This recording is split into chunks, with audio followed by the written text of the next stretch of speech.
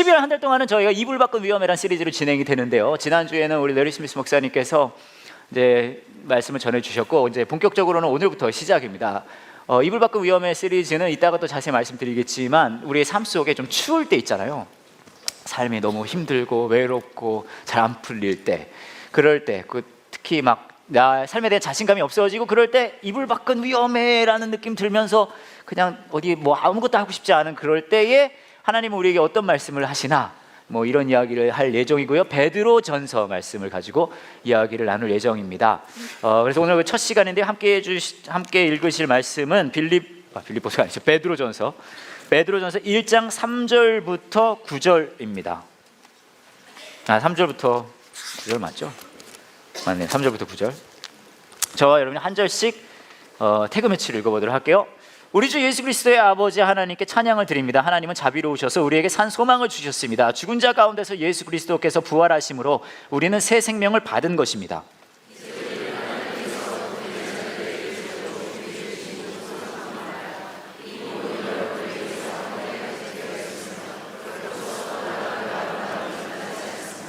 하나님께서는 크신 능력으로 여러분의 믿음을 든든히 지켜주셔서 구원의 날이 이를 때까지 여러분을 안전하게 보호해 주십니다. 마지막 때가 되면 하나님께서는 여러분에게 구원을 베풀어 주실 것입니다.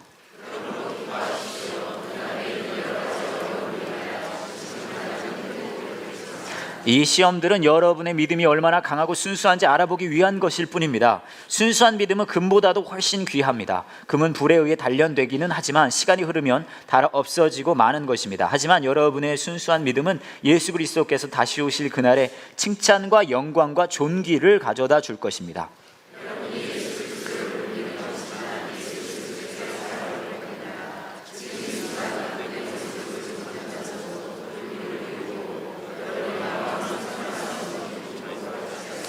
Everybody, 그것은 여러분의 믿음의 목적이기 때문입니다. 그 목적, 바로 여러분의 영혼이 구원을 받는다는 기쁨이 이미 여러분에게는 주어졌습니다.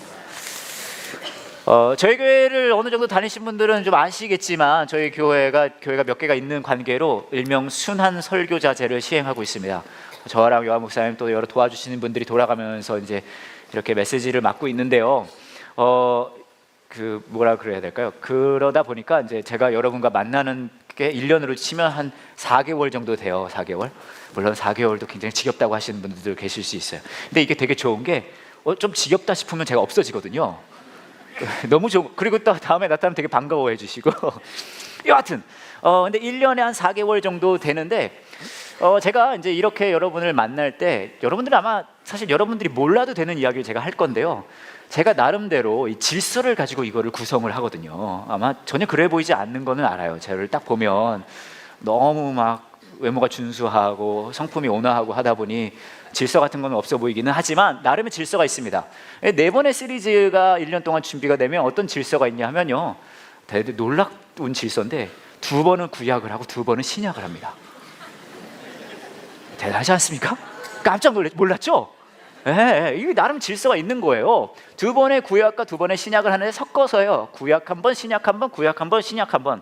아마 여러분 다 잊어버리셨겠지만, 그래서 올해에 되돌아보시면 다 그랬던 거예요. 뭐 인간의 조건 사사기였고요, 제자로 제자리로는 신약 성경이었죠. 그 다음에 다윗서는 구약이었고, 또 이번에는 신약인 거죠. 그 중에서도 이제 신약 부분을 이야기할 때는 거기도 또 나름의 질서가 있어요. 어떤 질서냐 하면 하나는 신약을 2번 해야 되니까 한 번은 꼭 예수님이 출연하는 부분을 해요. 그래서 저번에 다윗 제자로 제자리로라는 시리즈에서는 예수님이 직접 출연해서 제자들과 이야기 나누는 그런 본문들이 이제 주 본문이었고요. 그리고 또 다른 본문은 예수님이 출연하지 않는 부분들이 있습니다. 신약 성경을 보시면 후반부죠. 복음서가 아닌 경우 사도행전, 로마서, 무슨서 대부분은 그 당시 초대교회가 주고받았던 편지글들입니다. 그래서 이제 그 내용을 가지고 하는데, 여러분은 전혀 신경 쓰지도 않고 사실 굳이 몰라도 되는 질서이지만 저 나름은 굉장히 잘 지키고 있거든요. 그래서 제가 이제 이번 시리즈를 준비하면서 이제 그러면은 이번엔 서신서를 해야 되겠다 하는데, 여기 하나 또 규칙이 있는데 뭐가 있냐면, 한 번 한 성경 부분은 잘 안 하려고 합니다. 몰랐죠? 제가 다 이런 거 막 신경 쓰고 해서 하는 거예요. 그런데 그 중에 그래서 서신서가 뭐가 있나 봤더니 이제 베드로전서가 있었어요. 베드로전서 이야기를 이제 이번 한 달 동안 할 건데, 주제가 아까 말씀드렸듯이 이불을 밖은 위험해예요. 요즘 유행하는 말이기도 합니다. 그래서 우리 삶이 힘들고 어려울 때에 하나님은 어떻게 우리에게 무슨 말을 하시나, 그런 이야기인데 문제가 있는 거예요. 어떤 문제냐? 베드로전서나 그 외에 신약 성경에 나오는 서신서들은요, 그 편지글입니다. 그 편지글들은 사실 오늘날 저와 여러분을 직접적으로 향해 쓴 글은 아니에요. 그러니까 그 당시에 바울이나 혹은 베드로가 편지를 쓸 때 18년 있다가 이러니까 욕 같네요. 2017년 있다가 함께하는 교회들은 보십시오라고 쓴 글이 아니라는 말씀이에요. 대신에 누구를 위해 쓴 글이냐? 여러분 잘 아시겠지만 그 당시 최초의 교회들을 향해서 이제 쓴 글이라는 거죠. 여기서 문제가 발생합니다. 어떤 문제가 발생하냐 하면, 그 당시 초대교회의 사람들과 저와 여러분은 너무 간격이 있는 거예요. 차이가 있어요. 어떤 차이냐? 저와 여러분이 이렇게 삶을 살다 보면 좀 어려운 일 많이 겪고 하잖아요. 저도 뭐 이제 직업상 좀 이따 비슷한 얘기 하겠지만 상담을 하는데 여러분들의 이야기를 많이 듣거든요. 그러면 막 하세요. 근데 이 모든 이야기들은 뭐 다양하긴 하지만 한 세 가지 주제로 압축이 됩니다. 첫 번째는 뭐냐 하면 재정적인 어려움이 있다는 것. 두 번째는 뭐냐면 사회적인 지위가 어려움이 있다는 거예요. 여기는 모두 들어가냐면 직장에서 혹은 내 자녀가 좋은 학교를 가야 되는 것, 혹은 사람들이 나를 보고 인정해 주지 않는 그런 것들이 다 여기 들어가요. 그 다음에 또 뭐가 있냐면 건강의 어려움. 요 세 가지 정도의 주제로 다 이제 나누어질 수가 있어요. 하지만 문제는 뭐냐? 문제는요, 성경에 여러분에게 저나 요한 목사님이나 다른 분들이 소통해야 할 성경에 나오는 그 초대교회 사람들 있잖아요. 그 사람들은요, 이 세 가지 주제의 문제가 그닥 큰 문제가 아니었어요. 그러니까 이 사람들은 이게 전혀 이 삶에 어려움이 되지 않는 거예요. 사실 이 사람들 이상한 사람들이었거든요. 그 당시 생각해 보시면 초대교회는 몇 안 되는 사람들이 모였죠. 핍박받죠. 이 사람들은요, 자신의 재산이나 자신의 사회적 지위 그런 거 신경 쓰지 않는 사람들이에요. 거기다가 건강도 신경 쓰지 않아요. 왜냐하면 이 사람들은 곧 이걸 믿었거든요. 뭐냐면 예수님이 금방 올 거라는 것. 예수님이 가실 때 그랬거든요. See you soon 하고 갔어요. 그러니까 진짜 금방 오실 줄 알고 있었어요, 이 사람들은. 그렇기 때문에 내가 지금 돈이 얼마나 있는지, 사회적 지위가 어떤지, 내 건강이 어떤지는 그닥 중요한 게 아니에요. 그 사람들에게 쓴 편지이란 말이죠. 근데 문제는 뭐냐면 저와 여러분은 뭐예요? 예수님이 금방이라도 오면 큰일이 나잖아요. 그렇지 않습니까? 사실 예수님이 오늘 밤 온다고 해봐요, 우리 얼마나 많이 당황하겠습니까? 그죠? 그리고 문제는 우리 안에 주 고민하고 특별히 우리 삶에 일명 기쁨을 주는, 때로는 기쁨을 가져가는 요소들은 아까 말씀드렸던 그 세 가지 주제인 거예요. 뭐 물질 혹은 사회에서의 나의 인정받는 거 혹은 건강, 이 세 가지 때문에 나는 기쁘기도 하고 기쁨을 잃기도 하는데, 저나 이제 여러분에게 가르쳐야 할 우리 입장에서는 본문에는 이런 것들을 신경 쓰지 않는 사람들에게 쓴 내용이라는 거예요. 제가 무슨 말을 하고 있습니까? 설교하는 게 더럽게 힘들다고요.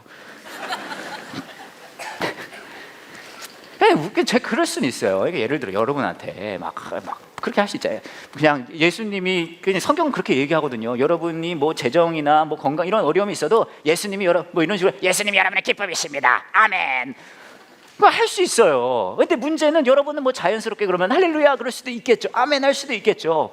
하지만 여러분의 삶에 그닥 와닿지 않을 수 있다는 거예요. 거기에 괴리감이 존재한다는 거죠. 내가 이제 아까 말씀드렸듯이 상담을 가끔 합니다. 직업상 해요. 근데 청년을 상담할 때 있고 장년을 상담할 때가 있어요. 이제 장년은 이제 어른들, 여러분 같은 연식이 좀 되신 분들 있잖아요. 근데 청년들을 상담하면 이제 와서 얘기해. 선임 목사님, 제가 좀 말씀드릴 게 있어서 그래 얘기해봐요. 그러면 막 이런단 말이에요. 근데 이 여러 가지 이야기를 하지만 결국은요, 청년들의 문제는 딱 두 가지로 요약할 수 있어요. 뭐냐면 이거예요. 누구랑 살지 뭐하고 살지가 정해지지 않은 게 문제예요. 뭐 말인지 아시겠어요?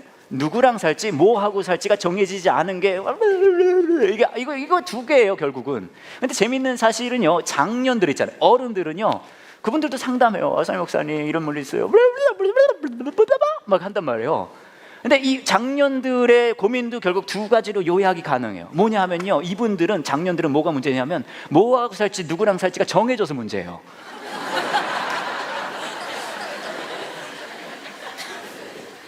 목사님, 이 인간이랑 계속 살아야 될지 모르겠어요. 이놈의 자식이 그냥 내가 이 짓을 이게 정해져서 문제인 거예요. 그러니까 여러분, 내가 청년이냐 장년이냐를 생각해 봤을 때는 요거 질문을 하시면 돼요. 나의 고민은 뭐하고 살지, 누구랑 살까, 정해져서 문제인가, 안 정해져서 문제인가. 근데 이제 다시 청년으로 돌아가서 제가 그럼 청년들 상담을 하는데, 예를 들어서요, 여자 자매가 한 명 이제 상담을 한다고 쳐봐요. 은혜 자매라고 해보죠. 교회엔 은혜 자매가 많으니까, 그죠? 한번 물어볼까요? 혹시 나는 은혜다 있으세요? 아, 없으세요? 그렇게 은혜 없는 예배였어요? 아무도 없을 수가 있나? 고맙습니다. 저는 굉장히 많은 은혜 자매를 만나봤거든요. 교회 생활이 오래되다 보니까. 근데 수많은 은혜 자매 중에 가장 인상 깊은 은혜 자매가 한 명 있었어요. 은혜 자매인데 이름이 성이 노씨예요. 이거는 뭐지? 은혜로운 건가? 아닌가?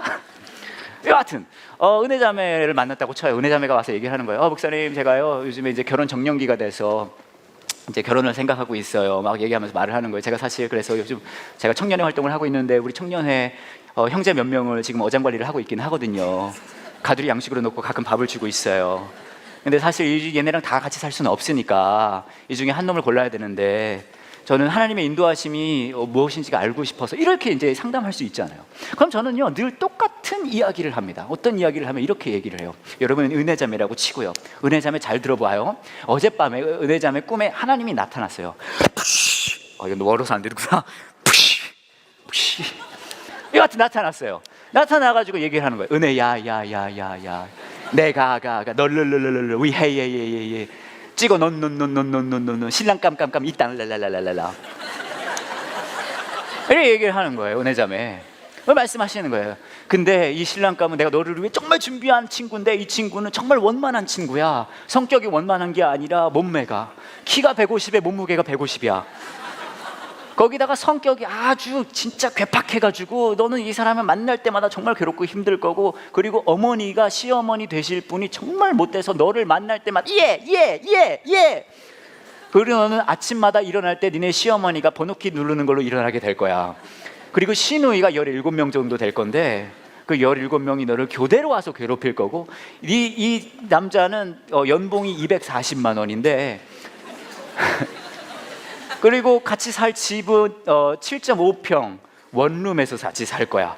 그리고 너는 평생에 너무너무 힘들고 괴롭고 그러다가 결국은 병을 얻어서 시름시름 핥다가 단명할 거야. 나에게 빨리 돌아올 거야. 하지만 나는 네가 이 남자와 결혼하는 것을 통해서 꼭 네가 배웠으면 좋겠는 게 있어. 네가 꼭 경험했으면 좋겠는 게 있어 라고 말했다고 쳐봐요. 라고 하나님이 나타나서 그렇게 얘기했다고 쳐봐요. 은혜자매. 그럼 은혜자매는 어떻게 이 하나님의 말씀에 반응할 거예요? 라고 물어봅니다. 그럼 은혜자매는 어떻게 반응하는지 아십니까? 싫어요 목사님! 하고 뛰쳐나가요. 막 목사님 미워요! 막 그러고 뛰쳐나가요, 제 방을.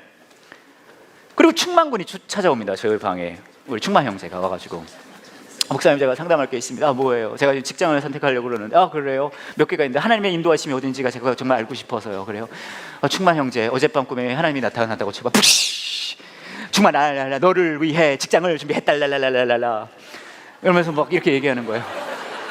이 직장은 막 그러면서, 이 직장은 연봉이 240만 원에 직장 상사 중소소소소소소소소소소소 기업에 보이지도 않고, 거기다가 막 직장 동료들이 너를 왕따 놓을 거고, 직장 상사가 너를 괴롭힐 거고, 하루에 가볍게 한 36시간 정도 일을 할 거고, 그리고 너는 너무너무 괴롭게 일만 하다가 괴로워하다가 병을 얻어서 빨리 죽을 거야. 하지만 난 네가 이 직장을 통해 꼭 경험했으면 좋겠는 게 있어. 꼭 배웠으면 좋겠는 게 있어 라고 하나님이 얘기했다고 쳐봐요, 충만 형제. 그럼 충만 형제는 어떻게 이 부르심에 반응할 겁니까? 라고 물어봐요. 그럼 충만 형제는 뭐라고 하는지 아십니까? 싫어요 목사님! 그리고 제 방을 뛰쳐나가요. 목사님 미워요! 그리고 나가서 은혜자매랑 데이트를 합니다. 제가 무슨 이야기를 하고 있는 겁니까? 어쩌면 우리는 말로는, 표현으로는 하나님의 뜻을 찾고 하나님이 이끌어주세요 라고 얘기는 할 수도 있어요. 근데 문제는 우리 삶을, 우리의 생각을, 우리의 마음을 차지하고 있는 것은 이런 것들이거든요. 내가 얼마나 재정적인 안정감, 뭐 사회에서 인정받는 것, 제가 이 문제들이 불필요하다는 말씀을 드리려는 게 아니에요. 여러분의 삶에 쥐고 있는 이 모든 것들의 무게가 가볍다는 말씀을 드리려는 게 아니에요. 근데 성경은 안타깝게도 그 문제에 대해서는 특별히 관심이 없어요. 그런데 뭐라고 하는지 아십니까? 기뻐하라라고 합니다. 기뻐하라. 근데 여러분 기뻐지세요? 그런 거에 대한 언급 없이, 그런 것과 예수님이 우리 삶의 기쁨이 되어 주시는 것에 대한 뭐라 그럴까, 이해 없이 이게 그냥 기뻐집니까? 솔직히 제가 여러분한테 지금 기뻐하십시오, 그럼 여러분 막 기뻐져요? 막 웃으면서 완전 기뻐 막 그래요? 그러지 않을 거 아니에요. 그렇죠? 문제가 있다는 거예요. 이걸 어떻게 우리가 받아들여야 될까요? 제가 지난 9월에 극동방송에서 주최하는 사모 세미나를 갔다 왔어요. 이 사모 세미나의 강사로 이제 강의를 하러 갔다 왔는데, 이 사모 세미나는 저희 이제 지역에 있는 작은 교회들, 개척교회, 미자립교회 사모님들이 한 200명, 300명 모이는 그런 세미나예요. 그래서 제가 이제 거기를 갔다 왔는데, 그렇게 중요하진 않지만 제가 꼭 여러분에게 그냥 알아두시라고 말씀드릴 내용이 있는데, 그게 뭐냐 하면, 이분들이 이제 사모님들이 세미나가 끝나고 나서 이 세미나에 대한 이제 평가서 같은 거를 이제 냈나 봐요, 방송국에. 여러분 굳이 제가 중요하진 않지만 그냥 알아두시면 좋을 것 같아서, 무슨 내용이 거기 썩 적혀 있냐 하면, 많은 강사분들이 세미나 기간 동안 왔다 갔는데 내년에 꼭 다시 모시면 좋겠는 강사님을 저를 꼽았다 그러더라고요. 아니 중요하진 않지만 그냥 알고 싶어 하실 것 같아서요. 그냥 제가 얘기했나요? 사모 세미나를 갔다 왔는데 이분들이 평가를 했는데 내년에 다시 모시고 싶은 강사 저를 꼽았다고. 들으셨어요 지금 제 얘기? 아니에요. 아니에요.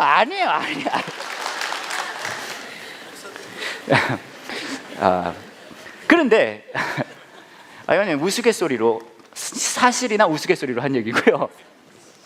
근데 사실 제가 이제 이게 뭐죠? 이 방송국에서 요청을 받았어요. 한번 와달라고. 근데 사실 제가 부담이 많이 됐습니다. 왜냐하면 제가 이 누님들이거든요. 가면 다 누님들이고, 이분들한테 제가 무슨 말을 할 수 있겠어요? 저같이 너무 막 온실의 화초처럼 큰 사람이. 그래가지고 좀 그랬는데, 그럼에도 불구하고 제가 갈 수 있는 용기가 날 수 있었던 이유가 있었어요. 왜냐하면 저한테는 비장의 무기가 있었거든요. 이분들과 공감할 수 있었던. 그건 뭐였냐 하면 저희 어머니셨어요. 저희 아버지가 이제 저랑 동종업계 근무하시거든요. 목사님이세요. 근데 평생을, 정말로 평생을, 그렇게까지 안 해도 되는데 평생을 개척교회 목사님을 하셨어요. 저희 어머니가 이제 작은 교회 목사님, 사모님을 거의 평생 하신 거잖아요.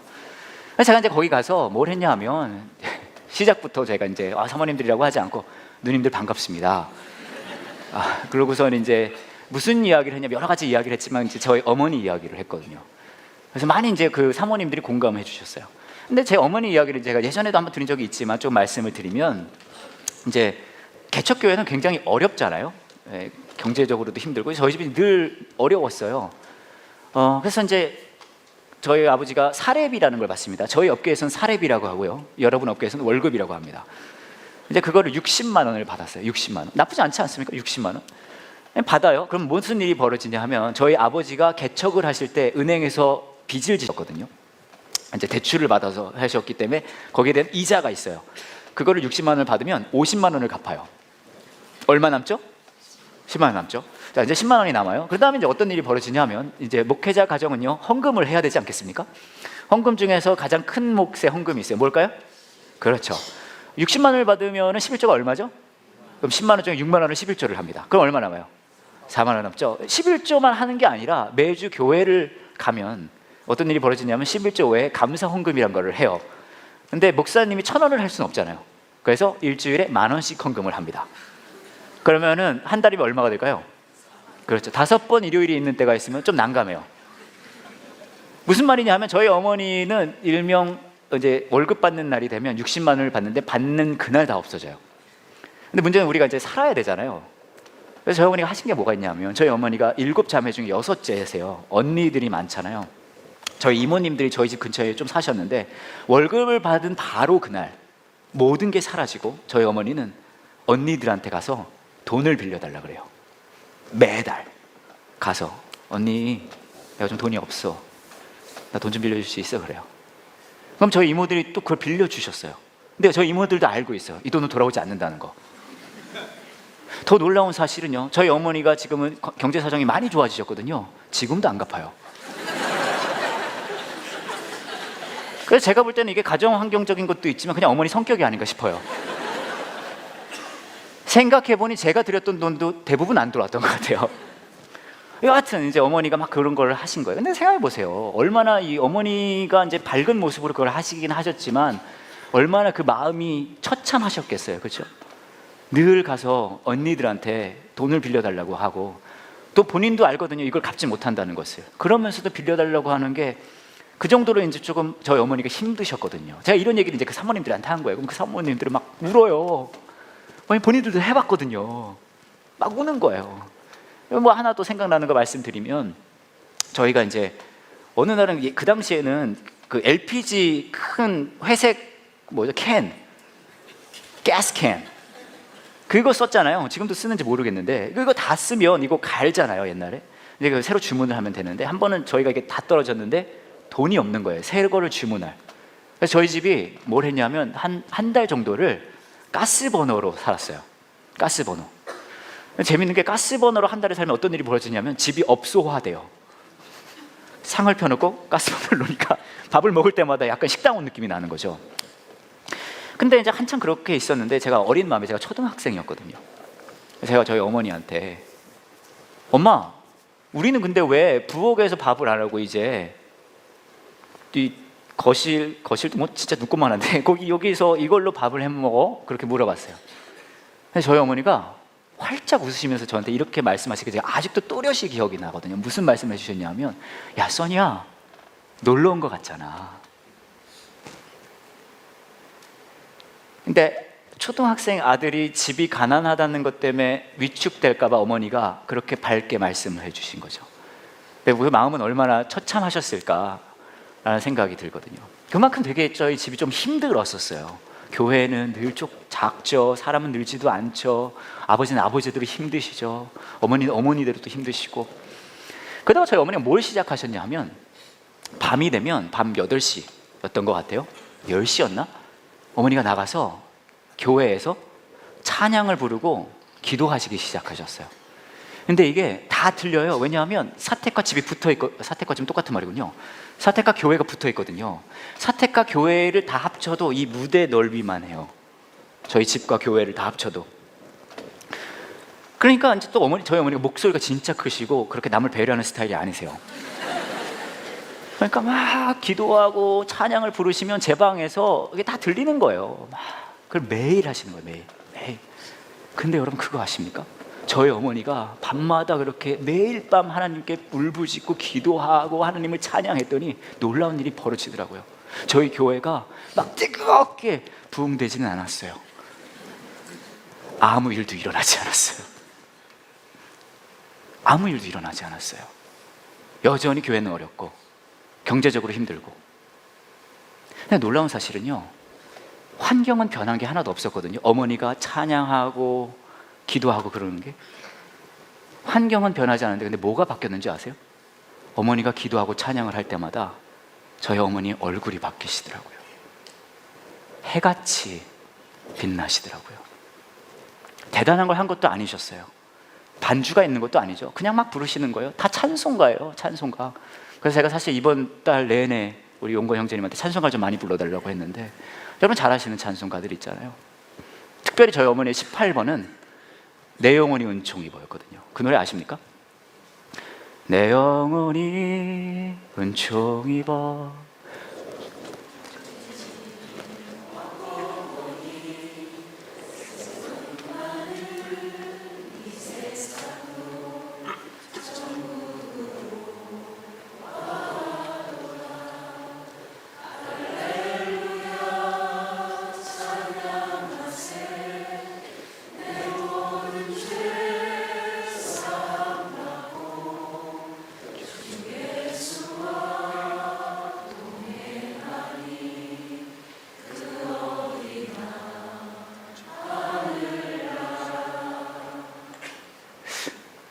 제가 나중에 생각해 봤거든요. 나이가 들어서 뭔 일이 일어난 걸까? 환경은 하나도 바뀐 게 없는데 그렇게 힘들어 하시던 어머니가 찬양을 하고 기도를 하니까 얼굴이 너무 환하게 바뀌는 것. 뭐가 어떤 일이 일어난 걸까? 나중에 나이가 들고 나서 깨달았어요. 뭘 깨달았냐 하면 저희 어머니는 환경이 변하지는 않았지만 어머니는 이 땅에 있지만 바로 그 순간 하나님을 찬양하고 하나님께 기도하는 그 순간 어머니는 이 땅에 속해 있지만 바로 그 순간에 어머니가 천국을 맛봤던 거였어요.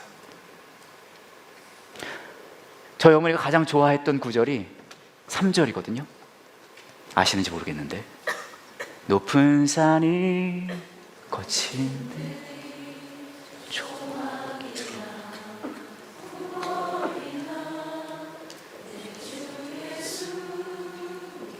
거기가 어디라고 하죠?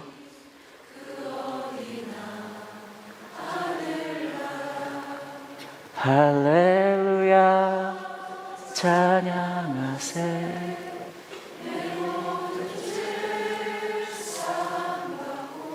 누구랑 동행해요?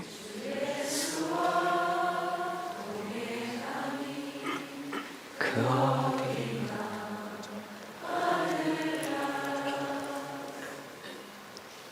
까지 했더니 사모님들 다 우시는 거예요.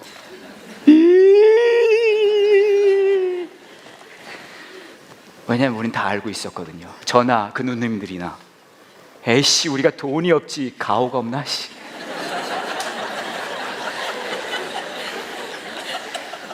에이씨 우리가 돈이 없지 내 안에 천국이 없나? 여러분 신앙의 삶이 무엇입니까? 여러분이 기도하는 것들 바라는 것들이 하나님을 통해 모든 것이 이루어지는 것 저도 진짜 그랬으면 좋겠어요. 정말요. 근데 하나님은 때론 저희에게 그런 것들을 허락하실 때가 있고 허락하지 않으실 때가 있어요. 하지만 우리는 우리의 삶의 기쁨을 나에게 주어진 그 모든 것들에서 찾아요. 근데 하나님은 저와 여러분에게 뭐라고 하시는지 아십니까? 이렇게 말씀하시거든요. 야 알아 너의 생각과 감정과 모든 시선이 거기에 가 있는 것. 하지만 나는 네가 너의 삶의 그 기쁨을 그 다른 어떤 것이 아니라 내가 너와 함께하는 것에서 찾았으면 좋겠다고 하세요. 오늘 말씀을 보시면요 사실 저와 여러분이 좋아하는 내용 하나도 없어요. 이렇게 얘기해요. 우리 주 예수 그리스도의 하나님 아버지께서 하나님께 찬양을 드립니다. 찬양 드리는데 뭔가 좋은 게 있는 것 같잖아요. 그죠? 우와! 하나님은 자비로우셔서 우리에게 산 소망을 주셨습니다. 소망도 되게 좋아요. 그럼 어떤 소망입니까? 죽은 자 가운데서 예수 그리스도께서 부활하심으로 우리는 새 생명을 받은 것입니다. 아이씨, 우리가 원하는 건 뭐예요? 새 생명이에요? 아니죠. 우리가 원하는 건 뭐예요? 새 환경이죠. 새 남? 아니죠. 새 그 인간. 그런 거 여기 얘기 안 해요. 또 뭐라고 하죠? 이제 우리는 하나님께서 그분의 자녀들에게 주려고 준비해 두신 복을 소망한대. 복. 이거 우리 좋아하는 거잖아요. 근데 여러분 잘 들으세요. 이 복은 어떤 복인 줄 아십니까? 이 복은 여러분을 위해서 하늘에 간직되어 있대요. 저쪽에 정립되어 있어요, 여러분. 결코 썩거나 그 아름다움이 변하지 않습니다. 하지만 사실 저와 여러분들은 원하는 게 뭐예요? 우리는 썩거나 아름다움이 변하는 걸 좋아하잖아요. 그렇지 않아요? 그리고 뭐라고 얘기했는지 아세요? 6절이에요. 그러므로 기뻐하십시오. 눈앞에 있는 여러 가지 어려움으로 인하여 지금 당장은 힘들고 괴롭겠지만 이 시험들은 여러분의 믿음이 얼마나 강하고 순수한지 알아보기 위한 것일 뿐입니다. 그리고 8절에 이렇게 얘기합니다. 여러분이 예수 그리스도를 본 일은 없지만, 그렇죠? 하지만 예수 그리스도께 사랑을 고백합니다. 지금 이 순간 그분의 모습을 보지 못하면서도 그분을 믿고 있고 여러분의 마음은 설명할 수 없는 기쁨으로 가득 차 있습니다. 성경이 저와 여러분에게 약속하는 기쁨은 저와 여러분이 처해 있는 모든 어려움들 하나님은 선하시기 때문에 공급하시고 해결해 주시기도 합니다. 맞아요. 하지만 그것을 넘어서서 예수 그리스도께서 우리와 함께하는 것에 대한 그 동행의 기쁨, 함께함의 기쁨을 누리기를 우리 삶의 좋은 순간에도 어려운 순간에도 누리기를 원하신다는 거예요. 쉽지 않은 일이에요.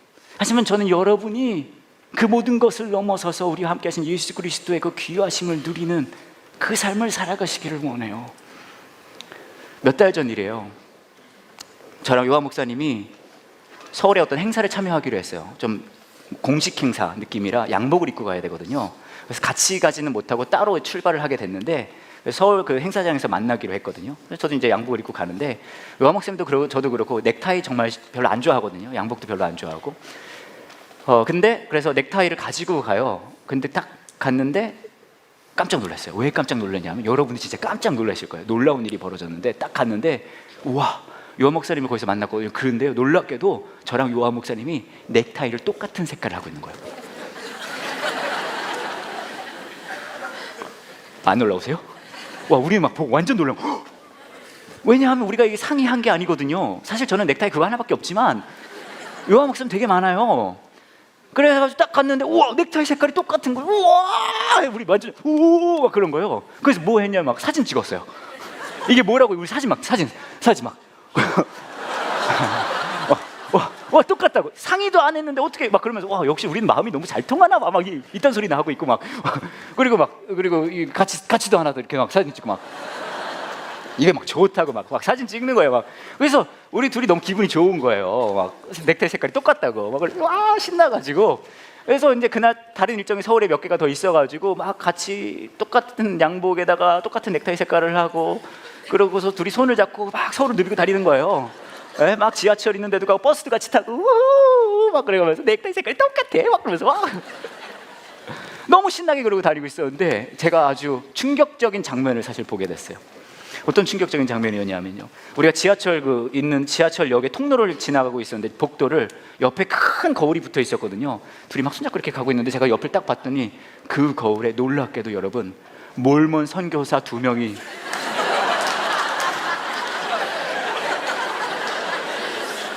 좋다고 걸어가고 있는 거예요. 이거는요, 빼도 박도 못해요. 빼박켄트 몰몬 선교사예요. 왜냐하면 똑같은 양복 입었죠. 우리가 이제 날이 더워서 이렇게 옆에다 이렇게 걸치고 이렇게 다니고 있었거든. 거기다가 와이셔츠 하얀색 똑같이 입었죠. 거기다가 넥타이 색깔 똑같죠. 거기다 한 명 미국 사람이죠.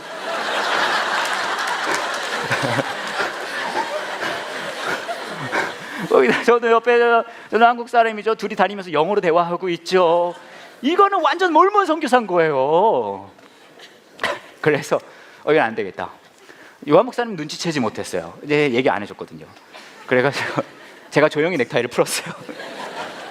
말아가지고 이제 주머니 넣고 손도 살짝 펴고 약간 거리를 이분이랑 같이 다니면 빼박켄트 몰몬 선교사를 듣겠구나. 하나 이제 서로 이제 이런 얘기하면서 깔깔 웃었는데 제가 이제 좀 제 개인적인 얘기를 조금 들으려고 그래요. 무슨 얘기냐면 여러분 다 아실 것 같아요. 근데 제가 사실 요한 목사님을 정말 많이 사랑하거든요. 진짜예요. 여러분도 요한 목사님을 많이 사랑하겠지만 저는 요한 목사님을 진짜 많이 사랑해요. 제가 사실은 목사가 된 것도 되고 싶어서 된 게 아니라 저는 예전에 말씀드린 것 같은데 제가 고등학생 때 미국에 살 때 요한 목사님을 만났거든요. 너무 좋은 거예요. 그때는 진짜 탐 크루즈랑 똑같이 생겼었어요. 똑같아 진짜. 어디가요? 키가. 네, 너무 좋은 거예요. 그래서 제가 요한 목사님이랑 같이 있고 싶었거든요. 그래서 물어봤어요. 내가 요한 목사님이랑 같이 있고 싶은데 어떻게 하면 되냐 그랬더니 신학교를 가라 그러더라고요. 그래서 갔어요. 그 다음에 뭘 하면 같이 있을 수 있었어요 그랬더니 대전으로 오라는 거예요. 그래서 저는 엄마 아빠 다 버리고 대전으로 왔어요. 그럼 또 뭘 해야 되냐 그랬더니 안수를 받으라는 거예요. 그래서 목사 데뷔도 한 거예요. 저는 솔직히 목사 그만두라 그러면 언제든지 그만둘 수 있을 것 같아요. 물론 되게 재밌는 일이긴 한데 이미 많이 한 것 같기도 하고. 사실 목사님 진짜 많잖아요 세상에. 저 하나 없어도 될 것 같기도 하고. 그런데 저보고 요한 목사님이랑 헤어지라 그러면 진짜 마음이 많이 아플 것 같아요. 저는 솔직히 지금도 요한 목사님 보면 되게 설레거든요. 진짜 막 되게 설레요. 너무 설레서 토할 것 같아요.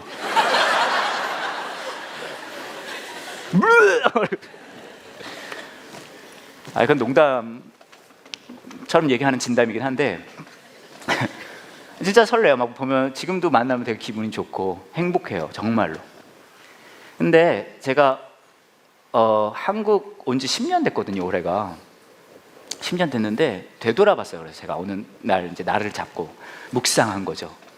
되돌아봤는데 10년이 너무너무 행복했어요. 너무너무. 여러분을 만난 것도 너무 행복했고요. 그건 진짜입니다.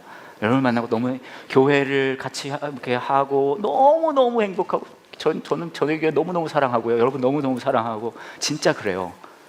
그렇기도 했지만 저는 지난 10년 동안 너무너무 행복했었던 이유 중에 하나는 요한 목사님이랑 같이 살 수 있어서 너무 행복했어요. 근데 다 좋은 시간만 있었던 건 아니었거든요. 사실 어려운 때도 굉장히 많았어요. 사실 제가 입만 뻥끗하면 입은 훅 가요. 나한테 잘해야 되는지 본인이 아는지 몰라요. 내가 입만 뻥끗하면 훅 가요. 근데 너무 좋은 때도 있었고 어려운 때도 있었는데, 근데 되돌아보니까 다 행복했어요. 다. 왜냐하면 요한 목사님이랑 같이 있을 수 있어서, 막 홍대 가까운 교회를 개척했을 때 행복했고, 뭐 여기 건축할 뭐 이거 저거 너무너무 행복했어요. 근데 제가 생각을 좀 해봤거든요. 근데 앞으로의 10년을 생각해 보니까 지난 10년이 너무 빨리 갔어요. 앞으로의 10년을 생각해 보니까 막 갑자기 좀 아쉽기 시작한 거예요. 왜 아쉽냐 하면 앞으로의 10년도 너무 빨리 갈 것 같아서, 요한 목사님이랑 같이 할 수 있는 시간이 너무 한정돼 있을 것 같아서 너무 아쉬운 거예요. 그래서 제가 생각해 봤거든요.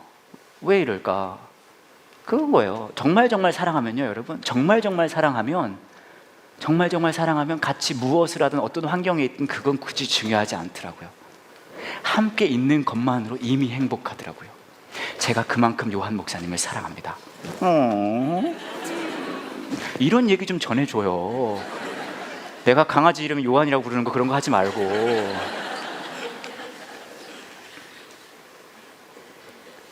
그래서 제가 무슨 생각했냐면 이런 생각했어요. 앞으로 10년은 영화에 그런 표현이 있거든요.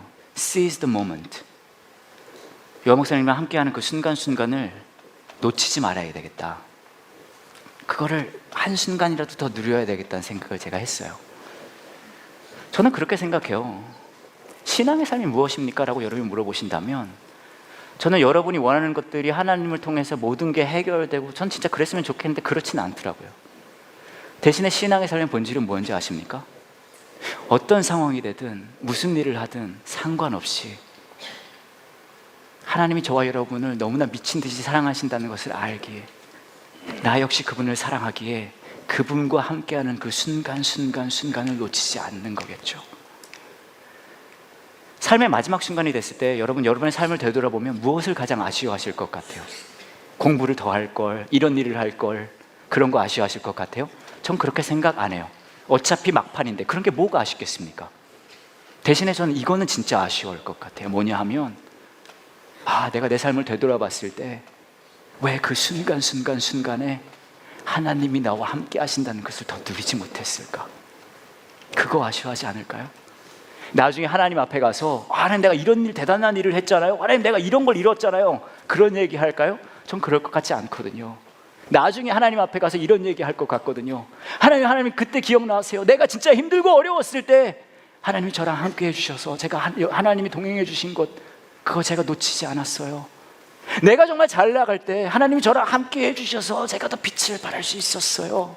아무도 내 마음을 공감해 주지 않을 때 그때 하나님이 저랑 함께 해주셨잖아요. 그때 너무 좋았어요. 이런 얘기 하지 않을까요? 여러분 삶 속에 이불 밖은 무서워, 위험해 라는 순간들이 많이 올 거예요. 전 기도합니다. 그 모든 어려움들이 해결되기를요. 그리고 여러분 삶에 기쁨이 가득 차길 기도할 거예요. 하지만 여러분, 제가 더 여러분에게 원하는 것은 그것과 상관없이 여러분 스스로마저도 자기 자신을 포기하는 그 순간에 여러분을 포기하지 않으시겠다는, 그분의 함께 하심에서 기쁨을 누릴 수 있는 저와 여러분 되기를 원합니다. 이제 함께 같이 기도하는 시간 갖도록 할게요. 이제 함께 같이 기도하실 때 어쩌면 여러분 중에 삶의 과정 중에 이불 밖은 위험해라는 마음이 드는 그런 삶의 과정을 겪고 계신 분들이 분명 있으실 수 있을 것 같아요. 아무것도 되는 일이 없는 것 같고, 이 세상은 나를 인정해 주지 않고, 어쩌면 가까이 있는 사람조차도 나의 마음을 공감해 주지 않는 그런 어려움 겪고 계신 분들이 있으실 수 있을 것 같습니다. 이 시간에 여러분의 마음 그대로 하나님 앞에 내어놨으면 좋겠어요. 하나님, 제가 많이 힘듭니다. 외롭습니다. 어렵습니다. 그 누구도 내 마음을 이해해 주지 못합니다. 괜찮아요. 그렇게 있는 마음, 있는 모습 그대로 하나님 앞에 내어놓았으면 좋겠습니다. 하나님께서 그렇게 말씀하실 거예요. 여러분의 마음에, 사랑하는 아들아, 사랑하는 딸아, 너의 아픈 마음을 내가 잘 알고 있어.